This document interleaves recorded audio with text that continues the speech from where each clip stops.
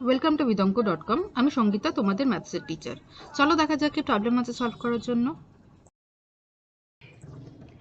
সূর্যের উন্নতি কোণ 45 ডিগ্রি হলে কোনো সমতলে অবস্থিত একটি স্তম্ভের ছায়ার দৈর্ঘ্য যা হয় উন্নতি কোণ 30 ডিগ্রি হলে ছায়ার দৈর্ঘ্য তার চেয়ে 60 মিটার বেশি হয়, তাহলে স্তম্ভটির উচ্চতা নির্ণয় করি। তো তাহলে এটা ধরলাম স্তম্ভ এ বি, ঠিক আছে। এবারে বলছে সূর্যের উন্নতি কোণ 45 ডিগ্রি হলে তাহলে ছায়ার দৈর্ঘ্য ধরলাম এই বিন্দুতে হবে ছায়ার দৈর্ঘ্য, বি এক্স হলো ছায়ার দৈর্ঘ্য।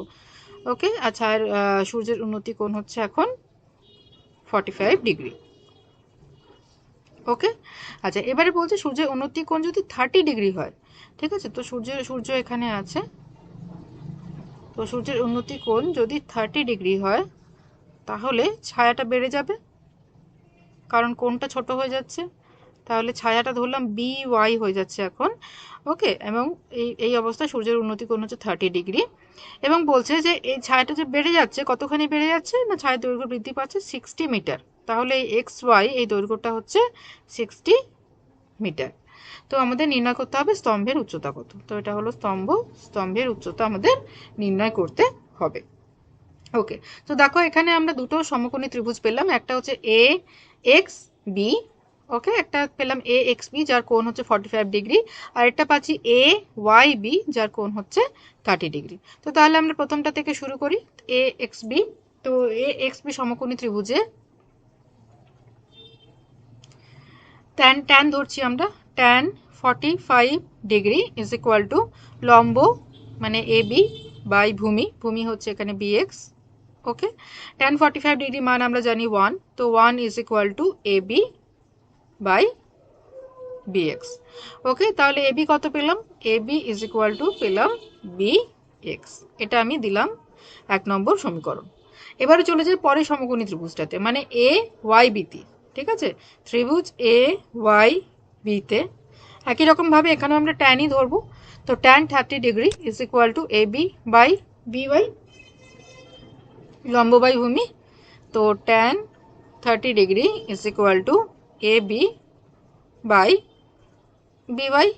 ওকে, আচ্ছা তো ট্যান 30 ডিগ্রি মান আমরা জানি 1/√3, তো 1/√3 is equal to A B by B ওয়াইকে আমরা ভেঙে লিখতে পারি 60 প্লাস বি এক্স লিখতে পারি। বি ওয়াই মানে হচ্ছে y x plus x b. Y x দেখো দেওয়া আছে 60, আর এটাকে আমরা এক্স বি বা বি এক্স হিসেবে লিখতে পারি, হলো। আচ্ছা তো তাহলে এখান থেকেও এ বি পাচ্ছি, দেখো এ বি ইজ ইকুয়াল টু পাচ্ছি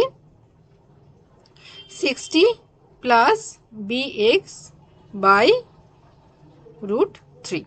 ওকে, তো এটা আমি দিলাম 2 নম্বর সমীকরণ।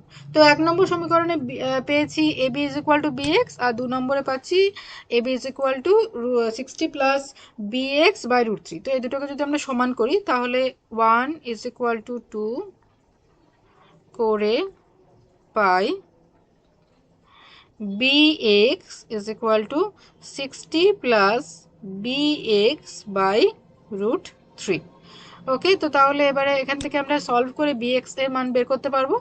তাহলে √3টাকে এদিকে নিয়ে চলে আসি, তাহলে √3 bx is equal to 60 plus bx। তো bx বাঁ দিকে গেল, তো bx কমন নিলে হবে √3 minus 1 is equal to 60। Therefore bx is equal to 60 by √3 minus 1। এটাকে তোমরা রেশনালাইজও করতে পারো। তো 60 √3 প্লাস 1 দিয়ে উপর নিচে গুণ করব,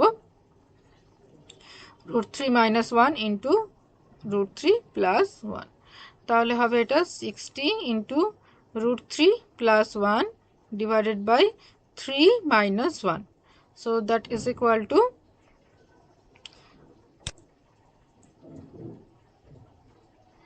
60 into √3 plus 1 divided by 2, so that is equal to 30 into √3 plus 1। তাহলে আমরা bx পেলাম 30 into √3 plus 1, এবং আমরা 1 নম্বরে পেয়েছি bx is equal to ab, তাহলে abও হচ্ছে 30 into √3 plus 1 মিটার দেবো, মিটার। তাহলে এটাই হলো স্তম্ভের উচ্চতা। ওকে, তাহলে স্তম্ভের উচ্চতা হচ্ছে 30 ইন্টু √3 প্লাস 1 মিটার।